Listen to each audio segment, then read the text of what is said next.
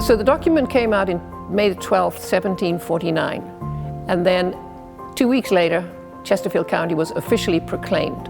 This document tells who will be the judge, who will be the sheriff.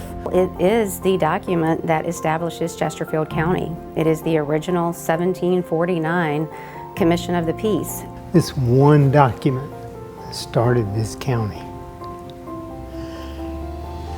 It's history. It is the oldest document created in this country for Chesterfield County. It's older than the Declaration of Independence.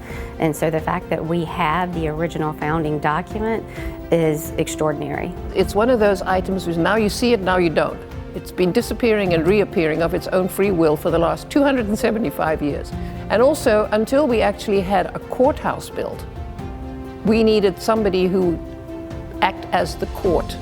And it was actually acted as the court in a tavern on what's now the courthouse green. Once the courthouse is built, it opens in 1750. It hangs in the courthouse. In 1781, the British were coming up from Chester, and they hid the charter.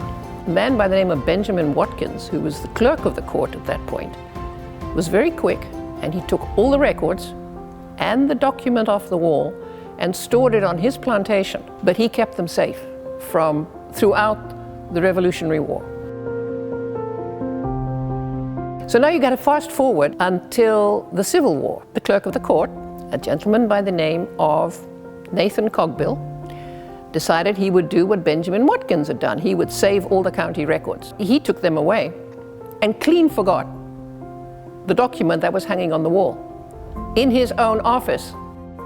1865, when the Union Army came through, that it disappeared. And we get a young man by the name of Edward B. Jeffers. He is a Union soldier, and he's walking back to New York from the siege of Petersburg. Anyway, he comes wandering up Route 10, and he sees the courthouse, and he decides to go have a look-see inside what it looks like. And he goes inside and he sees the document hanging on the wall, and it happens to include a family name.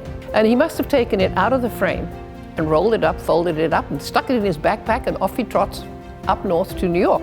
He's gone home. And it went to New York, where it languished up there somewhere until 1955. A man by the name of Francis Earl Lutz. They asked him, they gave him a contract to do the history of Chesterfield County. It took him about 3 years to write this. He knew of the Commission of the Peace, but he also didn't know where it was. And he asked every single person he interviewed, do you know where it? No, nobody knew where it was. Okay, fine. So he's very sad because he'd like to include it in his book. So he gets to what he regards as the end of his writing, and sends it off to the presses, and he decides to take a vacation.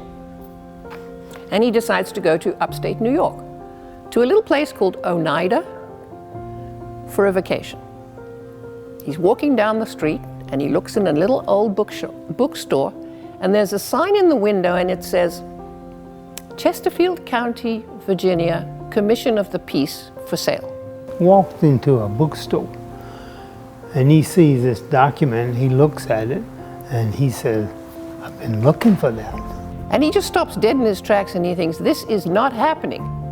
And sure enough, it was the original document, all neatly folded up. Probably, the folds are still in it, probably as Mr. Jeffers, or the soldier, had folded it originally.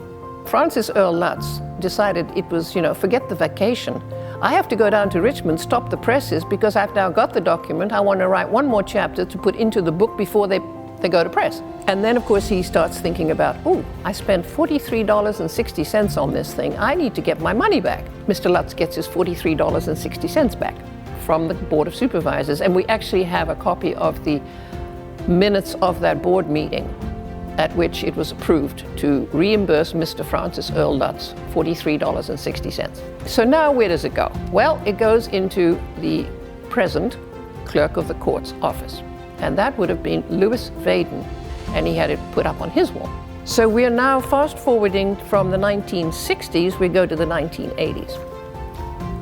Beginning of the 80s, Mr. Vaden dies.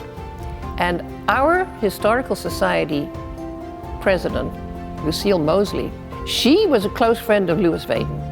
And when she heard that he had passed away, the first thing she thought about was, the Commission of the Peace. It used to hang in Louis's office. I must save it. It's the oldest document here in Chesterfield County. So she did. She went in, she got it, she saved it, and she forgot to tell anybody where she put it. I'm not kidding. One of the volunteers at the Historical Society by the name of Buddy Cranford, George Cranford, he decided it was his personal ambition to find this document because obviously it was around somewhere, just a question of where. I kept searching. I looked through boxes, I looked through everything we had, and then I would go back and start all over, and I was obsessed. And he wrote articles for the newspaper, he wrote articles for the Messenger, our quarterly newsletter. He, I believe, accused just about every single high-ranking official in Chesterfield County's government that they had absconded with it. Didn't make many friends that way, but nobody knew where it was. When you're looking for something and you know it's out there, but you don't know where it's at, and you keep hoping, and even I said a few prayers, I have to find it. So one day in, I believe it was 2017, here in Trinity Church, I was going through a large blue box of old newspapers, looking for something completely unrelated to the Commission of the Peace.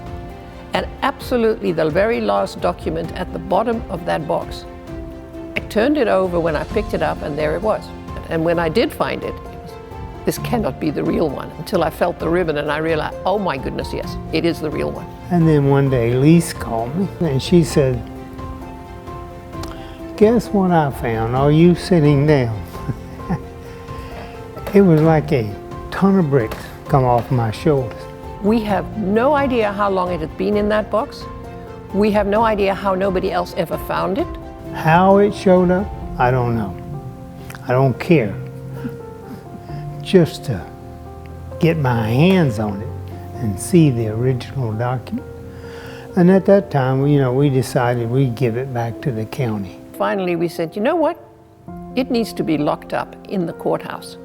And that's when we contacted Wendy Hughes, who was the clerk of the court at that point. We had been looking in archives, the Historical Society had been looking everywhere that they knew to look, even former judges, families, clerks, and things like that. So when Lise contacted us to let us know it had been located, we were all really excited.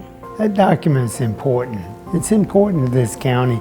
It's important to the people to see how this county was formed. We wanted to make sure that once we found it again, it was never lost again. And we had an order drafted, and it was entered that the charter was not to leave the courthouse unless further order of the court, so that you have a document trail, so it would be much easier to track down in the event it is moved to another location. The people need to see this. I mean, it's their document. This is what basically started it all.